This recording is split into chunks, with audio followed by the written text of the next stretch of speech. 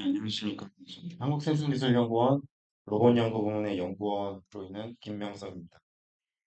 말씀드릴 내용은 비평지 보행을 위한 경학습 기반 지형인식 서적 보행입니다.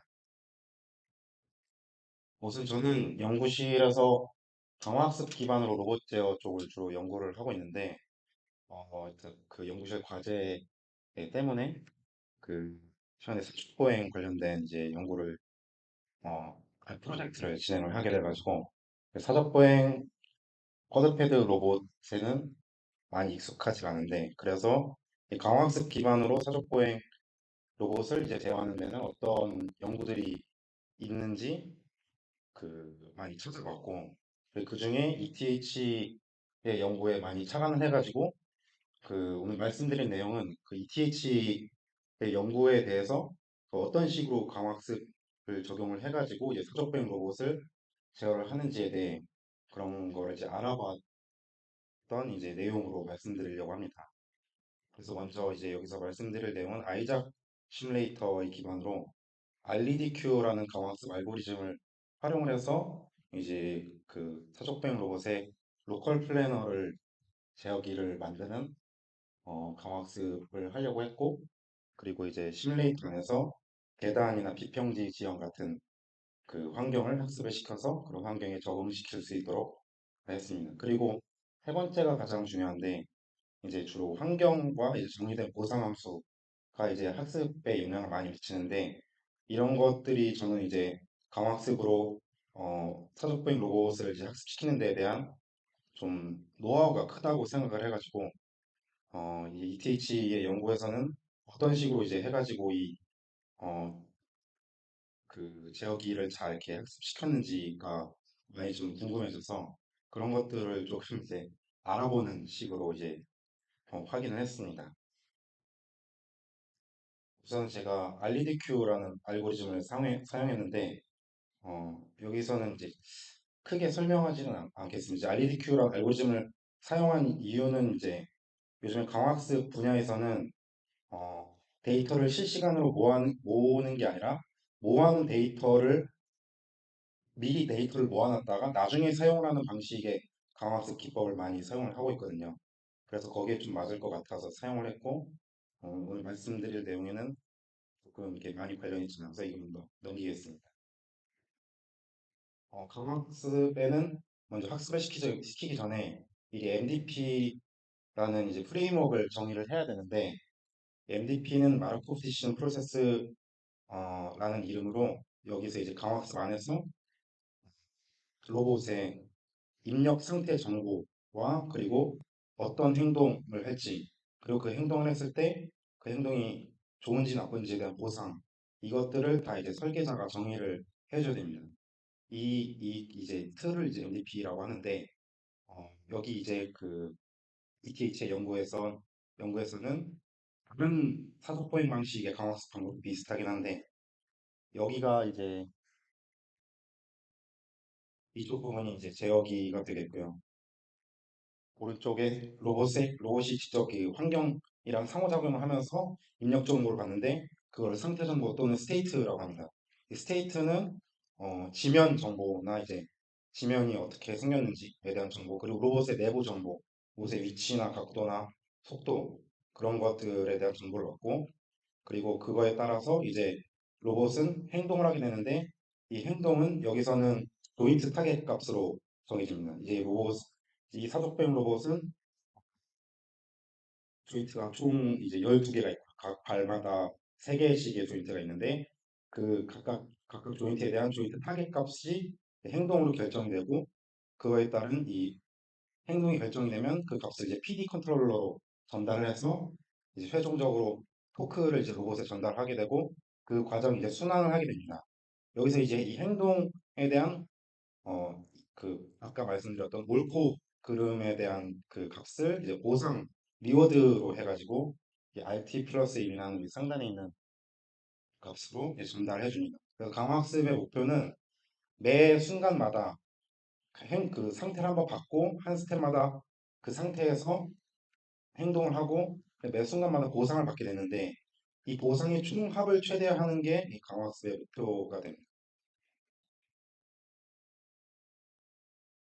그래서 여기 이제 나와 있는 보상 함수가 작년에 나왔던 작년에 ETH에서 발표를 했던 Learning to Work in Minus Using Massively Parallel Deep Reinforcement Learning이라는 논문에서 사용한 보상 함수인데 이 보상 함수가 이렇게 보통은 단순하게도 정의를 하는데 여기는 굉장히 복잡하게 다양한 보상 함수를 정의를 했고 그리고 그 오른쪽에 보시는 W들이 각 보상함수에 정의된 보상함수에 붙는 가중치들인데 이 가중치들이 조금만 틀려져도 이제 보행 패턴이 많이 바뀐다던가 아니면 학습이 잘 안 된다던가 하는 게 있어서 저는 이 부분에서 조금 그 강학습으로 사족보행 하는데 노하우가 크다고 생각을 했습니다. 여기 보상함수 쓰인 보상함수에 대해 간단히 설명을 드리면은 먼저 그 맨 오른쪽 위에 있는 이 조인트 변화 페널티 QT가 이제 조인트 값인데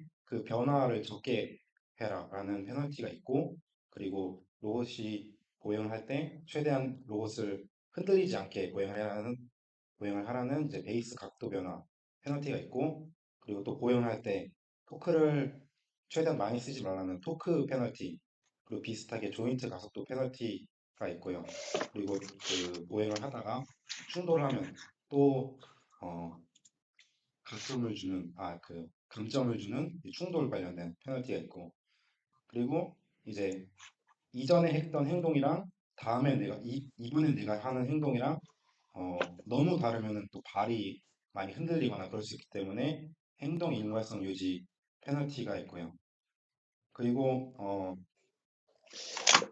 그 밑에 거는 이제 크게 영향을 미치지 않을 수도 있는데 발 스윙 시간, 발을 지면에서 떨어뜨려야지 이 보행이 시작되는 거기 때문에 그걸 의도적으로 좀 이렇게 만들기 위해서 발 스윙 시간을 의도적으로 만들려는 보상이 있습니다.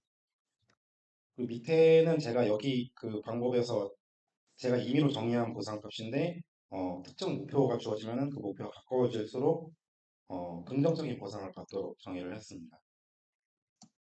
이거는 이제 RDQ 알고리즘과 같이 합쳐진 모습이고요.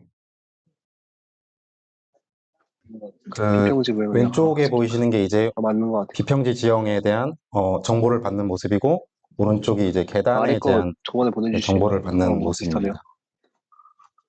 음.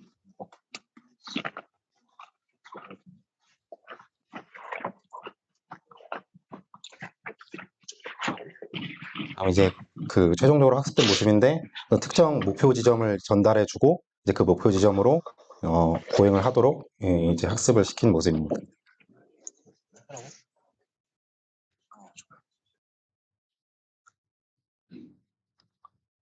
여기서 제가 그 궁금했던 거는 이제 그 앞에 설명드린 것처럼 거의 모든 보상함수를 이제 그 앞서 말씀드린 논문에서 사용된 보상함수를 거의 그대로 사용을 했는데 그러면 뭐 그 보행 패턴을 변화시킬 때라던가 아니면은 이 가중치로 결정했는지에 대한 것이 좀 궁금해져 가지고 추가적으로 조금 확인을 해봤는데 어, 이 보상함수들이 그 아까 말씀드린 논문에서 사용된 보상함수를 그대로 가져온 겁니다. 아까는 제가 조금 변형을 했었는데 원래는 목표 속도를 주어지고요. 그러니까 어느 정도 속도로 이제 보행을 해라 라는 그 목표 속도가 그 v 스타라는 값으로 주어지고 그거에 대한 보상 함수가 양수로 주어지고요. 그래서 여기 빨간색 박스로 친 세 가지 보상 함수에 대해서 이 값들이 변화됐을 때 어떻게 좀 달라지는가를 이제 확인을 해봤는데 먼저 토크 페널티의 변화에 대해서 확인했습니다. 토크 페널티를 어, 제 생각에 강하게 줬을 때는 이제 토크를 덜 쓰고 이제 보행을 하라는 식으로 학습이 될 것 같고 약하게 줬을 때는 토크를 더 많이 쓰라는 식으로 학습이 될 것 같은데 어, 이게 원래 가중치고요. 이게 더 토크를 약하게 줬을 때입니다.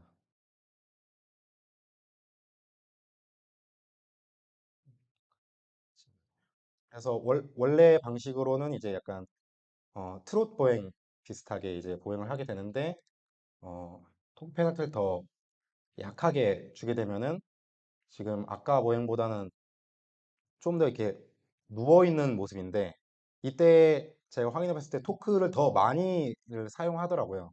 그래서 좀 비효율적인 보행으로 학습을 하게 됐습니다. 근데 이제 이 값만 바꿔봤을 때는 이제 실제적으로 보행 패턴 자체는 변화가 되지는 않았고요. 그리고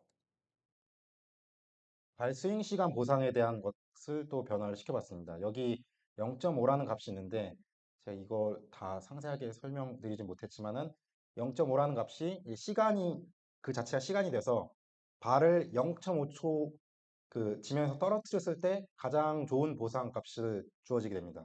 이거를 만약에 1초로 바꾼다면은 좀 보행 패턴이 바뀌지 않을까 해서 해봤는데 아까 보행보다 그냥 앞발을 더 앞으로 드는 식으로 바뀌었습니다. 보행 패턴 자체는 많이 바뀌지 않고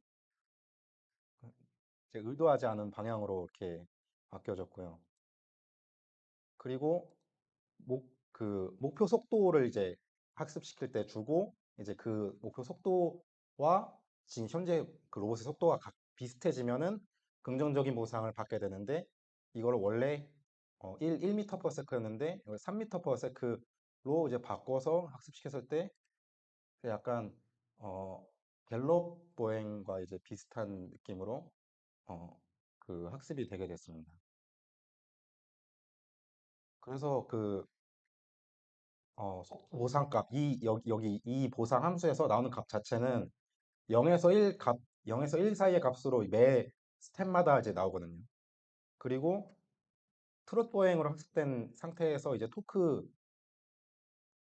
사용된 토크의 총합은 그땐 약 800 정도가 사용되고 갤롭 시에는 이제 이 상태 때는 한 약 1600 정도가 매 순간 사용되는데 이때 이제 그 제가 같은 토크 페널티 보상을 사용하고 이제 속도만 바꿔봤을 때 이제 그때는 이제 속도에 대한 보상이 더 크게 주어지니까 그거에 따라서 속도를 맞춰가야 되고 토크는 더 크게 사용해도 괜찮다는 것을 에이전트가 이제 좀 알아서 학습을 하게 된 것 같아서 이제 그 둘 사이에 어떤 조절을 통해서 이제 좀 패턴을 변화시킬 수 있는 것 같다고 이제 생각이 들었습니다.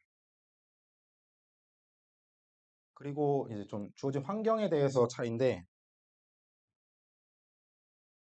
로프터레인 좀 울퉁불퉁한 지형에서 이제 트로팅은 좀 어느 정도 이렇게 잘 되는데 아까 그 갤럽의 그때 파라미터를 그대로 사용해서 러프터레인에서 학습을 시키면은 사실 이때 학습시키면 아예 갤럽 자체가 나오질 않습니다.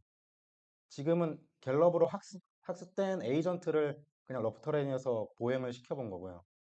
그래서 이런 지형이 들어가 있으면은 이런 보행 자체가 이렇게 별로 이렇게 안전하지 않기 때문에 어, 이런 형태로 학습이 되지 않고 그래서 이제 에이전트에게 주어지는 환경 자체도 좀 영향이 크다는 것을 확인했고 그래서 이 그 결과를 통해서 어, 제가 이제 좀 나중에는 어, 이 로봇이 이제 입력 정보로 주변 지면 자체를 보는데 그 지면이 어떻게 현재 지면이 어떻게 주어졌는지에 따라 이제 보행 패턴 자체를 스스로 능동적으로 변화시키는 것으로 이제 연구를 진행을 해보려고 하는 생각입니다.